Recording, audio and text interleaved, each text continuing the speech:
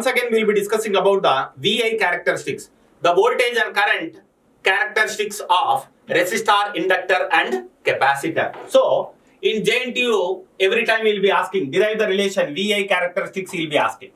So simply VI characteristics of R, L and C, that is resistor, inductor and capacitor. First we will be discussing for resistor. For resistor, the voltage equation V is equal to I into R. This is from Ohm's law. I am having the V relation V is equal to I into R from Ohm's law. I am having I is equal to V by R. This is the current equation I am having. Now when we are coming to the electrical power, when I am coming to electrical power, I am having P is equal to, my electrical power is equal to the product of voltage and current. So VI into cos phi, where cos phi is nothing but simply it is the angle between voltage and current. So generally we will be taking cos phi is equal to 0 we will be taking, so that I am having cos 0 is equal to 1. So directly I can write P is equal to V into I. So the power equation in case of the resistor, P is equal to V into I. It is the product of voltage and current. Now in this equation, if I am substituting in the place of V, if I am substituting P is equal to I into R into I. So which is equal to I square into R, or P is equal to, in the place of I, if I am substituting V by R, which is equal to V square by R. This is the relations what we will be getting. So the voltage equation V is equal to I into R, current equation I is equal to V by R. The electrical power, it is defined as the product of voltage and current and cosine of the angle between voltage and current. For the time being, we will be taking the angle between voltage and current is equal to 0, so that my cos 0 is equal to 1. So my power P is equal to V into I.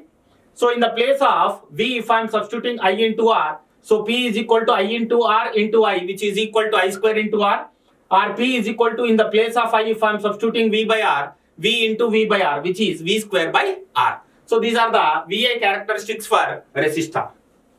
In the same case, we will be deriving for inductor. We will be deriving for inductor. In the inductor, as we have said, from the definition of the inductance, I am having L is equal to N phi by I am having.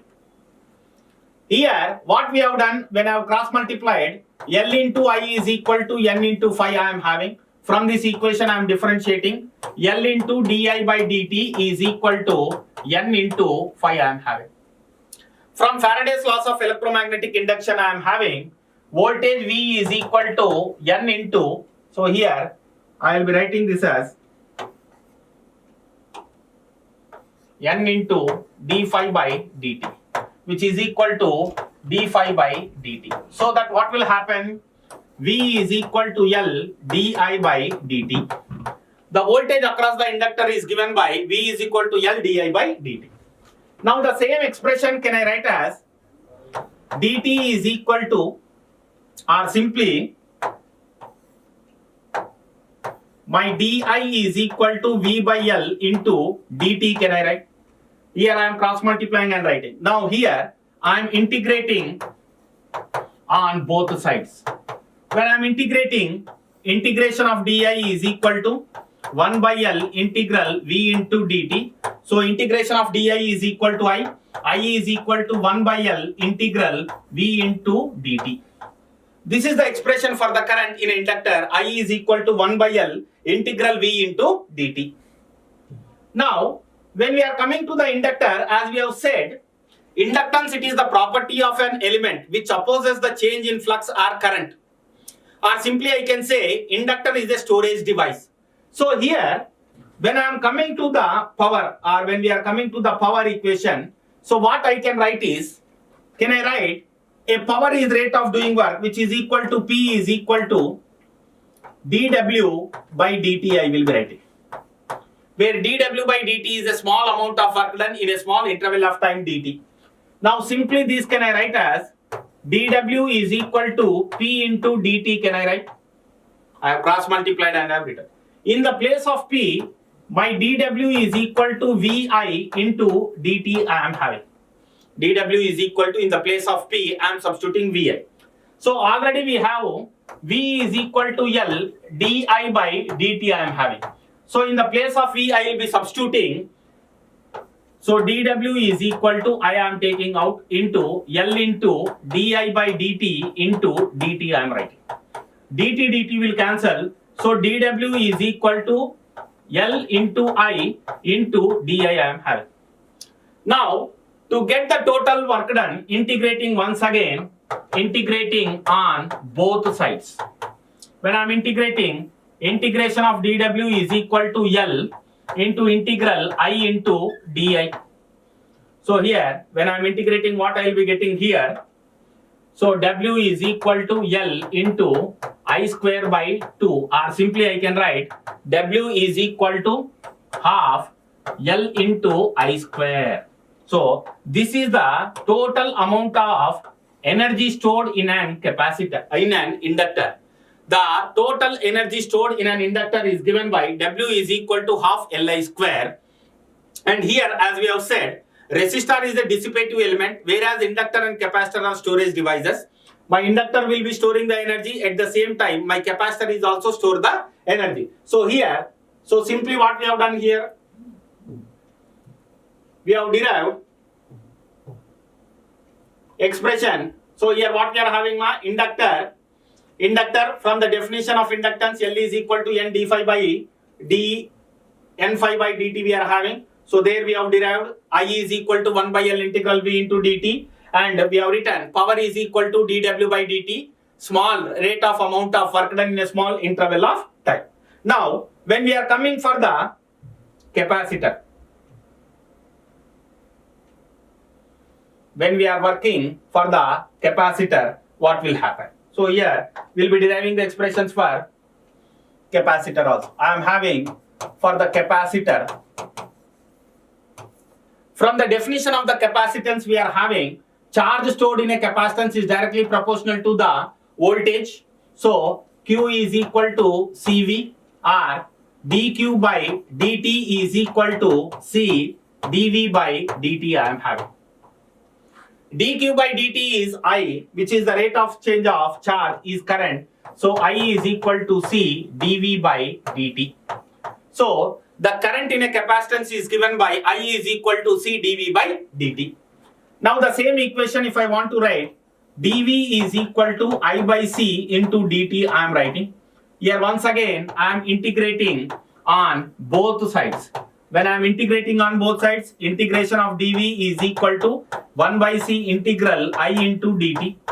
Integration of dV is V is equal to 1 by C integral I into dt. So this is the voltage equation for the capacitor. The current across the capacitor is given by I is equal to C dV by dt. The voltage across the capacitor is given by V is equal to 1 by C integral I into dt. Now, when we are coming for the, as I said, capacitor is also a storage device. It will be storing the energy. Here I want to find how much energy is stored. So once again I am writing P is equal to dW by dt. Power is equal to rate of doing work. So in this place I am writing dW is equal to P into dt, which is my dW is equal to Vi into dt I will write. And I am having the equation for current in a capacitance is given by I is equal to C dV by dt. In the place of I will be substituting C dV by dt. So dW is equal to, I am having V into C dV by dt into dt I am having. dt will cancel. I am having dW is equal to CV into dV. So to get the value of W, once again integrate on both sides. When I am integrating integration of dw is equal to C integral V into dV. Integration W is equal to C V square by 2. So here I can write W is equal to half CV square.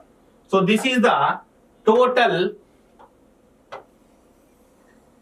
energy stored in a capacitor is given by W is equal to half CV square. Now I can write the different equations. Why? Because here I am having Q is equal to CV I am having, or C is equal to Q by V I am having, or V is equal to Q by C I am having. So here if I am substituting in the place of C, W is equal to half into Q by V into V square. In the place of C I am substituting Q by V. So here this will be equal to half Q into V. This is one more expression what I will be getting for the total energy stored in a capacitor. Or W is equal to half, in the place of C, C only, in the place of V, Q by V. So simply Q by C whole square.